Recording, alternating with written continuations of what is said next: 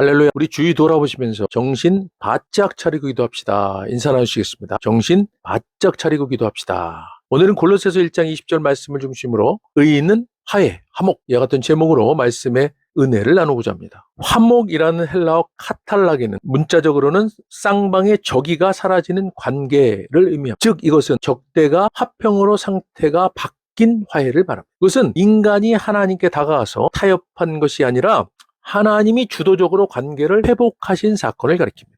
이것은 곧 범죄한 인간이 그리스도의 대속적 죽음, 즉 예수님이 인간의 모든 죄를 담당하시고 죽으심으로 인해 그것을 믿는 인간에게는 인류의 모든 죄가 사해졌음을 믿는 것, 이것을 믿음으로 하나님과 하나 되었음을 가리키는 것입니다. 그런데 하나님께서는 믿는 우리에게 이 화목을 우리에게 주신 것뿐만이 아니라 고린도후서 5장 19절입니다. 곧 하나님께서 그리스도 안에 계시사 세상을 자기와 화목하게 하시며 그들의 죄를 그들에게 돌리지 아니하시고 화목하게 하는 말씀을 우리에게 부탁하셨느니라. 아멘. 하나님은 우리에게 이 화목해 하는 말씀을 부탁하셨다고 말씀하십니다. 이 부탁하셨다는 말씀을 쉬운 성경에서는 화목해 하는 말씀을 맡기셨다라고 번역했고, 새 번역 성경에서는 화해의 말씀을 맡겼다라고 번역하고 있고, 유진 피터슨의 메시지 성경에서는 우리를 쓰셔서 다툼을 버리고 서로의 관계를 바로잡으시는 하나님의 일에 참여하라라고 사람들을 설득하게 하는 일이라고 번역하고 있습니다.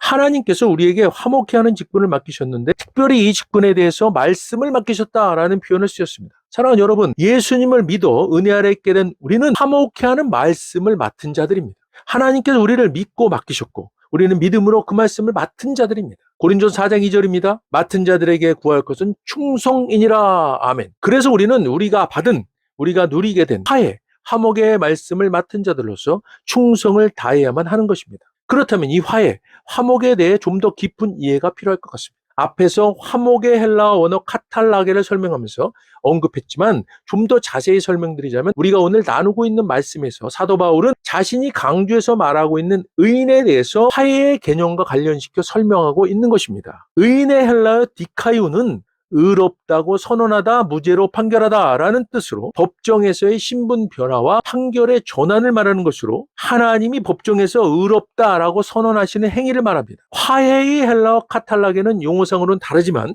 의인의 헬라어 사실상 같은 의미를 지니고 있는 것입니다. 즉 죄인이 하나님께로부터 의롭다 인정받는다는 것은 곧 하나님과 화해한다는 것을 의미합니다. 그래서 의인과 화해 두 개념 모두 그리스도의 십자가와 부활에 근거하는 것입니다. 오늘 본문 말씀입니다. 골로새서 1장 20절입니다. 그의 십자가의 피로 화평을 이루사 만물 곧 땅에 있는 것들이나 하늘에 있는 것들이 그로 말미암아 자기와 화목하게 되기를 기뻐하심이라. 아멘. 하나님께서는 그리스도 안에서 세상을 자기와 화목하게 하셨습니다. 세상이 하나님과 화해할 수 있는 유일한 길은 예수 그리스도의 십자가 피입니다. 하나님은 이처럼 예수 그리스도를 통해서 화목하게 되기를 기뻐하시는 분이십니다. 이 직분을 우리가 맡은 것입니다. 이 화해의 말씀을 우리는 맡은 것입니다. 말씀을 맡았다. 이 말씀은 그리스도를 따르는 자들에게 화해의 직분을 주셔서 복음의 일꾼으로 삼으셨다라는 것입니다. 사랑하는 여러분, 특별히 우리가 화해의 직분을 맡은 자들로서 이 말씀을 누리고 실현하고 전하고 나누고 베풀어야 함을, 그래서 복음의 일꾼된 사명을 온전히 감당하시는 저와 여러분 되시기를 간절히 축원드립니다. 사랑하는 여러분, 은혜는 공급한다고 말씀드렸습니다. 은혜는 율법처럼 우리를 옥매는 것이 아닙니다. 은혜는 받은 자들이 충만히 누리는 것이 먼저라고 말씀드렸습니다. 그렇다고 해서 은혜의 속성은 누리는 자들에게만 소유되고 머무르는 이기적인 것이 아니라고 말씀드렸습니다. 은혜의 속성은 내가 먼저 누리고 차고 넘치게 되면 너무나도 자연스럽게 주변으로 흐르고 넘치게 되어 있는 것입니다. 화해의 말씀도 은혜로 우리에게 주어진 것입니다. 그래서 동일한 원리로 화해도 저와 여러분이 먼저입니다.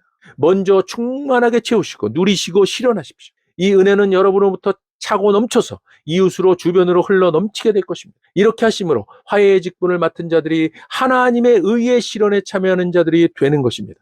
그리스도인들이 하나님의 자녀로서 세상에서 건강하게 살 수 있는 것은 하나님께서 우리를 하나님과 화목해 하셨기 때문입니다. 하나님께서는 예수 그리스도를 통하여 하나님의 생명력을 우리들에게 불어넣으셨습니다. 그리고 우리를 향해서 새로운 피조물, 뉴 크리에이션라고 부르셨습니다. 그러므로 우리는 더 이상 죽음을 향해서 존재하는 자들이 아니라 영원한 삶을 향하여 경주하는 거룩한 자들인 것입니다. 더불어 하나님께서는 새로운 피조물인 우리들에게 화목케 하는 말씀을 맡은 자로서 직책을 새롭게 주신 것입니다. 화목케 하는 말씀을 맡은 자의 직책, 첫 번째는 다른 사람들을 하나님과 화목케 하는 일을 가리킵니다. 그리스도인들은 이제 자신과 하나님 간의 화목에만 머무르지 않고 다른 이들로 하여금 하나님과 화목하도록 힘쓰는 것입니다.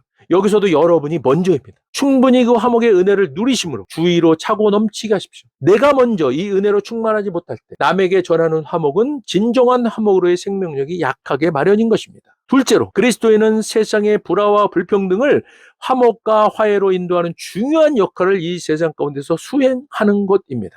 우리는 이 땅에서 하나님 나라를 이뤄가는 사람들입니다. 하나님 나라의 실제적인 내용이 사랑과 평화 아닙니까? 그래서 이 땅에 살아가면서 우리는 사랑과 평화를 이뤄내는 메신저로서, 중보자로서 그 역할을 수행해야 하는 것입니다. 우리가 어디에 있든지 어떤 상황에 있든지 우리는 사랑과 평화의 메신저가 되어야 합니다. 세상 사람들의 불화하고 불평하고 분리하는 일들에 속하지 마시길 바랍니다. 하나님께 주신 화목케 하는 말씀을 맡은 자로서 그 사명을 다하는 저와 여러분 다 되시기를 진심으로 주님의 이름 받들어 간절히 축원드립니다. 이 사명을 받은 저와 여러분은 화목케 하는 말씀을 맡은 그리스도의 대사 된 것입니다. 할렐루야. 기도하겠습니다.